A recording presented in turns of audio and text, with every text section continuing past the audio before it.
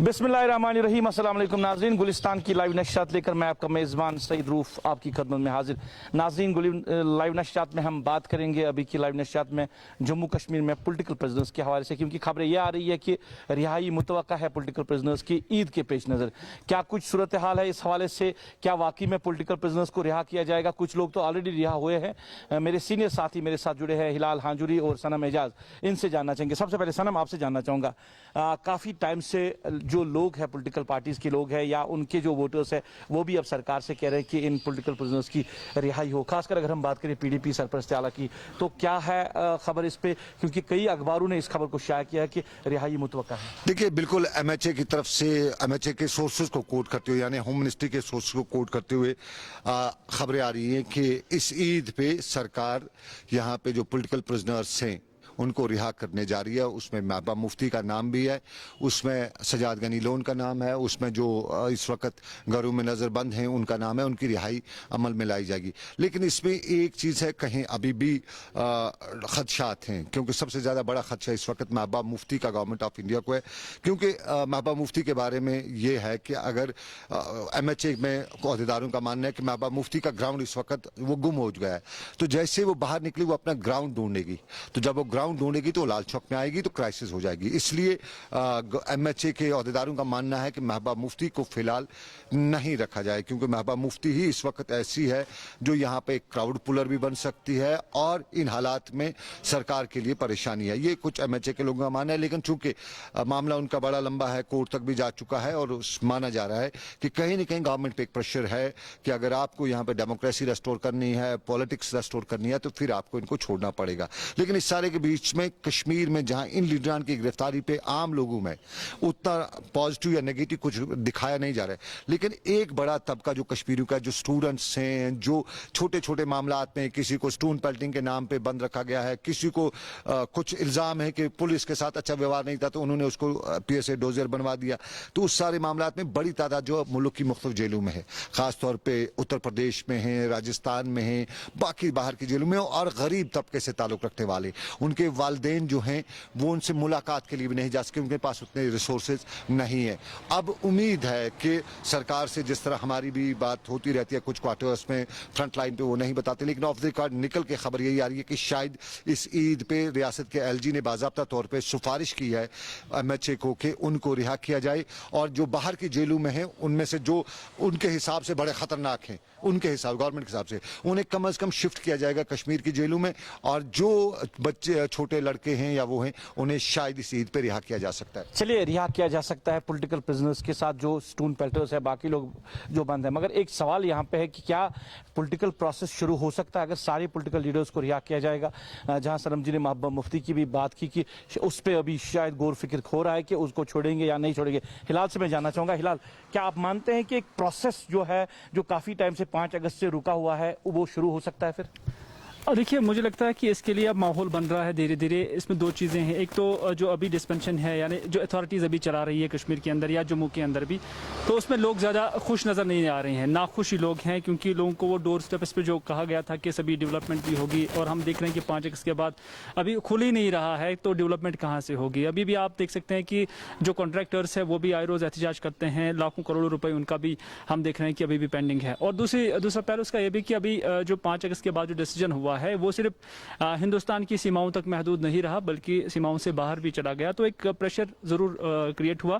और दूसरी बात है कि किसी भी सिस्टम को चलाने के लिए, एक डिसेंट वाइज को चलाने के लिए पॉलिटिकल डिस्पेंशन की ज़रूरत होती है, और उसमें हमने देखा कि वो चीज़ 5 अगस्त के बाद कहीं पर भी नज़र नहीं आ रही है। नेशनल कॉन्फ्रेंस, पीडीपी, कांग्रेस, जो कोई भी पार्टी है, अभी भी हम देख रहे हैं कि इलेक्शन नहीं हो रहे हैं, आपका असेंबली जो है वो नहीं चल रही है, बाकी चीज़ें नहीं चल रही हैं। तो इस वजह से जहाँ सरकार एक तरफ स्टेट हुड की पोजीशन में है और वज़ीर आज़म ने उसका वादा भी किया है, तो दूसरी जानब सरकार भी चाहती है कि अब जो पॉलिटिकल प्रोसेस है वो शुरू की जाए। और इस हवाले से जैसा कि सनम जी ने कहा कि महबूबा मुफ्ती एक हर्डल बनकर सामने आ रही है, लेकिन अगर महबूबा मुफ्ती को नहीं छोड़ा जाता है तो फिर नेशनल कॉन्फ्रेंस कैसे इस प्रोसेस का हिस्सा बन सकते हैं? क्योंकि उन्होंने कंडीशन यही रखी थी कि जब तक ना सारे लीडर्स, पॉलिटिकल लीडर्स रिलीज किए जाएंगे तब तक वो कोई भी एक्टिविटी नहीं करेंगे। तो इसका मतलब यही है कि पीडीपी की सदर को भी रिहा करना बहुत ज़रूरी होगा। लेकिन जैसा कि सनम जी ने भी कहा कि अभी कबल वक्ती होगा, अभी इस पर गौर व फिक्र हो रहा है, लेकिन एक आवाज़ जो है वो पूरे मुल्क के अंदर इस हवाले से बन रही है कि उन्हें ईद से पहले लगभग एक साल पिछले साल के मुकाबले जब हम देखते हैं तो गुजर जाता है कि अब उन्हें छोड़ देना चाहिए, और उस पर एक क्वेश्चन जो है अभी जारी है। चलिए, छोड़ देना चाहिए, कोशिश भी जारी है। मैं एक चीज़ सनम जी आपसे जानना चाहूँगा, जहाँ पॉलिटिकल लीडर्स को छोड़ने की बातें हो रही है, नेशनल कॉन्फ्रेंस की सरपरस्त जो फारूक अब्दुल्ला उमरुल्लाह पहले ही उनको छोड़ा गया है, अब अगर सजाद गनी लोन महबूबा मुफ्ती को छोड़ा जाएगा, क्या जैसे हिलाल ने कहा कि प्रोसेस तो शुरू हो चुका है, मगर जो इनका स्टैंड है, जिस स्टैंड पे अभी तक ये कायम है, अगर हम चाहे जेलू की बात करें या बाहर जो लोग हैं उनकी बात करें, जैसे कह रहे कि नहीं, जब तक स्टेटहुड को रेस्टोर नहीं किया जाएगा, जब तक आर्टिकल के हवाले से बात नहीं होगी, जब तक 35 के हवाले से बात नहीं होगी, तब तक तो किसी पॉलिटिक्स में हिस्सा नहीं लेंगे, कोई सरगर्मी नहीं होगी। आपको लग रहा है कि प्रोसेस शुरू करने के हवाले से ये एक इकदाम है, क्या यहाँ की रीजनल पॉलिटिकल पार्टी इस प्रोसेस शुरू कर सकती है? देखिए, इस वक्त जो पोजीशन है यहाँ की पॉलिटिकल पार्टी की, उनके लिए आगे खाई पीछे कौवा है, क्योंकि स्टेटहुड रेस्टोर करना ये कोई बड़ी बात नहीं है, क्योंकि इसका वादा खुद जिस दिन ये तोड़ा भी गया तो उस दिन ही बताया गया था कि हम वापस दे देंगे। तो स्टेटहुड वापस देना और लाना ये कोई बड़ी बात नहीं है। मामला है जो पीडीपी ने परसों रेजोल्यूशन पास किया, जम्मू में किया, कश्मीर में नहीं किया। सुरेंद्र चौधरी जो उनके जम्मू में लीडर हैं, उन्होंने जम्मू में ये रेजोल्यूशन पास किया। उन्होंने कहा कि 5 अगस्त से पहले की पोजीशन वही जो 2019 में थी, वो रेजोल्यूशन जो है वो सरकार के लिए एक बड़ा मामला है और बीजेपी के लिए एक बड़ा मामला है और यहाँ की पॉलिटिकल प्रोसेस के लिए, क्योंकि यहाँ के लीडरान के लिए अब कोई भी फार्मूला बचा नहीं है, कोई भी पॉलिटिकल स्टंट बचा नहीं है। पहले ये कभी हिलाली वो नीला कपड़ा दिखा देते थे, नमक दिखा देते थे, बाद में कुछ और कमान पुल दिखा देते थे, यहाँ पाकिस्तान 144 किलोमीटर का बोर्ड लगा देते थे, वो अलग अलग तरीके से। क्या आपका ये मानना है कि अब कंपलसरी बन गया है आर्टिकल 370? अब इनके लिए करो या मरो वाली बात है। जो पॉलिटिकल पार्टीज यहाँ की हैं, या तो इन्हें अब अवाम में जाना है तो इन्हें कुछ न कुछ तो बात 370 की करनी पड़ेगी। अगर उस पर ये बात नहीं करते तो फिर वही होगा कि अभी फिलहाल इस आने वाले वक्त में पॉलिटिकल प्रोसेस ये शुरू करेंगे, क्योंकि ये पॉलिटिकल खिलाड़ी है तो किसी न किसी तरीके से खिलाड़ी अपनी गेम आगे बढ़ाने के लिए चलता रहता है। फाउल खेले, किसी तरह से खेले, गेंद आगे बढ़ाता रहता है, लेकिन इनकी क्रेडिबिलिटी मार्केट में जो है, जो आवाम में मकबूलियत है, वो खत्म हो जाएगी। आपको याद होगा या आपको बताऊं, एक छोटा सा ऑडियो क्लिप जो है सचिन पायलट का मार्केट में रिलीज हुआ है और नेशनल कॉन्फ्रेंस को बैकफुट पे पूरा आना पड़ा है। इस वक्त सामने नहीं आ सकते। एक छोटा सा ऑडियो, वो कितना हकीकत है, कितना सही है, उसने हिला के रखा है नेशनल कॉन्फ्रेंस को। और इन बड़े मामलात पे अगर इनकी कोई स्टैंड में तब्दीली आती है तो इन जमातों को झंझोड़ के रखेगा। वो अलग बात है कि नेशनल कॉन्फ्रेंस कभी 70 सीटों वाली थी, अब 11 पे भी कभी पहुंची है, पीडीपी कभी 35 वाली थी, वो भी 6-8 पे पहुंची है। तो इनका सबसे इंपॉर्टेंट है बड़े मुद्दे पे बात करना। चलिए, बड़े मुद्दे पे बात करना है। अब जहां पॉलिटिकल प्रिजनर्स को रिहा करने की बात है, क्या मेन स्ट्रीम ही पॉलिटिकल प्रिजनर्स हैं? क्या जो सेपरेटिस्ट क्वार्टर्स के लोग हैं उनको भी रिहा किया जाएगा? हिलाल, आपसे जानना चाहूंगा, जहां पॉलिटिकल प्रिजनर की बात आती है इसमें मेन स्ट्रीम से लेकर सेपरेटिस्ट क्वार्टर के लोग भी आते हैं, क्या उनकी रिहाई भी मुतवक्का है? देखिए, इस हवाले से यही बताया गया, जो सोर्सेज के हवाले से खबरें आ रही हैं या जिन बातों पर अभी गौर हो रहा है, वो ये है कि जो डायरेक्टली इन मिलिटेंसी के साथ इन्वॉल्व नहीं है, बंदूक के साथ इन्वॉल्व नहीं है, तो उन्हें रिहा किया जाएगा। और हम देख रहे हैं कि बिजनेस कम्युनिटी, ट्रेडर्स या उसके साथ साथ सिविल सोसाइटी से वाबस्ता जो लोग थे, उन्हें भी या तो उन्हें पाबंद सलासर रखा गया था या तो उन्हें घर नज़रबंद रखा गया है, तो उन पर भी अभी गौर व फिक्र हो रही है। लेकिन ज़िम्नन में यहाँ पर एक और बात कहना चाहूँगा, जैसे कि सनम जी ने अभी कहा है कि जो जम्मू कश्मीर की पॉलिटिकल पार्टीज़ है, इनके लिए बहुत मुश्किल मैदान है और सफ़र काफ़ी कठिन है।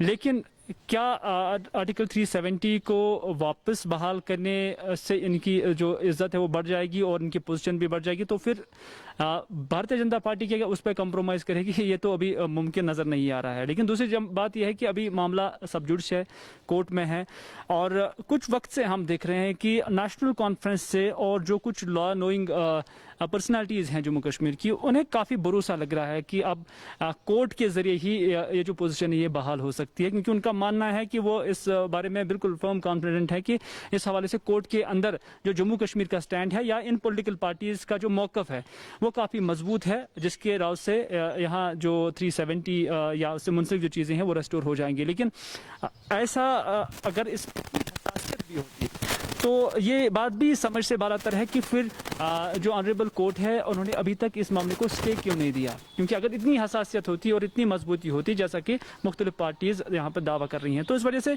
मुझे लगता है कि government of India, Bharatiya Janata party और जो लोकल जितनी भी पार्टीज है, ये कोई अगर जम्मू कश्मीर में जमहूरियत या पॉलिटिकल प्रोसेस रिज्यूम करना चाहते हैं तो उसके लिए कोई बीच का रास्ता जो है वो ढूंढ लेंगे, जिसको एक पायदान बनाकर या बुनियाद बनाकर फिर आगे की तरफ इस मामले को जो है आगे ले जाया जाएगा।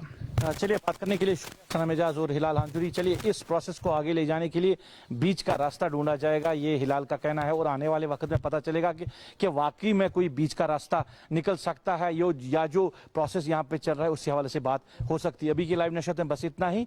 मुझे मेरी पूरी टीम के साथ, मेरे कैमरा पर्सन समीन वारी, मेरे ऑनलाइन एडिटर खालिद मुश्ताक के साथ दीजिए इजाजत। आप अपना ख्याल रखें, हमें दुआओं में याद रखें।